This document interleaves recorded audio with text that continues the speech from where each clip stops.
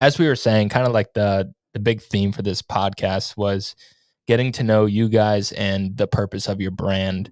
And Jesse, you actually said it kind of best. And like, what are you chasing when you were saying like through the name? And that's, correct me if I'm wrong, that's kind of like what you guys talk about is what each guest is chasing in life or whatever the case may be. And so that said, what is the purpose of chasing birdies and what are you guys chasing? Well, I'll jump real quickly. And essentially, the idea is that we as humans are all chasing something in life.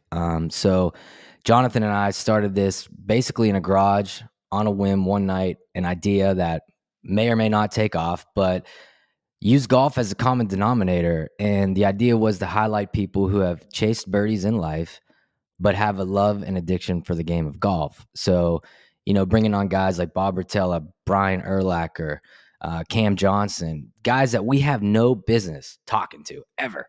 Like, why would we talk to these guys, right? But the reason being is because of golf. And that's kind of just how the idea started with respect to chasing birdies.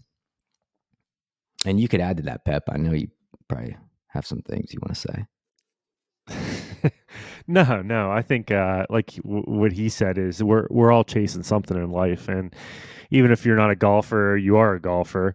You're chasing birdies every day. We just don't realize that, right? I mean, if you're a salesman or the janitor, you're chasing to be better every day. It doesn't matter what you're doing, you're trying to be better. So that's kind of like he said, started the brand on chasing birdies. It just kind of went hand in hand with golf.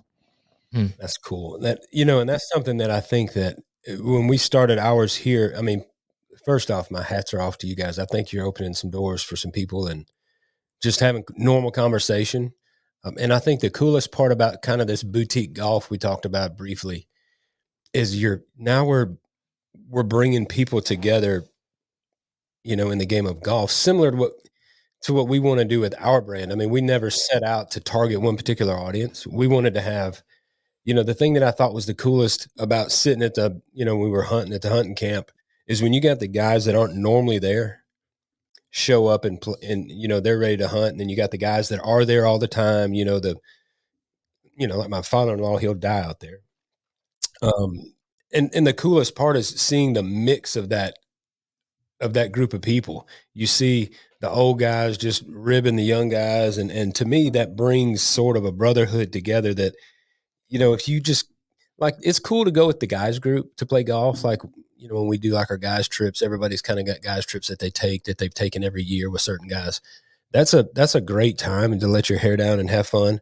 But it is a predicted group of people that it's like-minded people in most cases. So when you bring in people from out of the fold, I think that's when the magic happens. That's when it's all races. Some people like to wear, whatever they wear, some people don't, so it's mixing that up is when, to me, I think America happens.